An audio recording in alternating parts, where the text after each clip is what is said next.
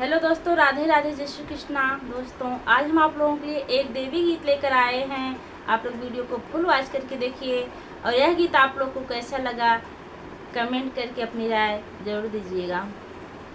जगदम्बा हमरी अम्बा हे मयरिया हमरी ना, जगदम्बा हमरी अम्बा हे मयरिया हमरी ना।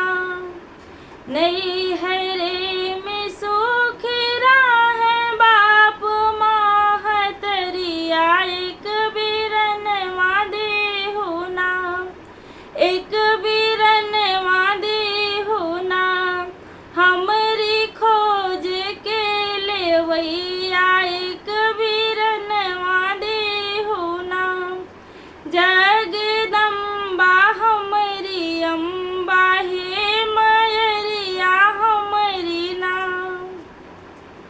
ससुरे में सुख राहे सास यो ससुर, एक देवरवा देहु ना, एक देवरवा देहु ना। संग में होली खेलवैया, एक देवरवा देहु ना। संग में होली खेलवैया, एक देवरवा देहु ना। जगदम्बा हमरी अम्बा हे मयरिया हमरी ना। नैहरे में सुख राहे भाई भौजैया, एक भतीजवा देहु ना, एक भतीजवा देहु ना। हमके बुआ कहवैया, एक भतीजवा देहु ना।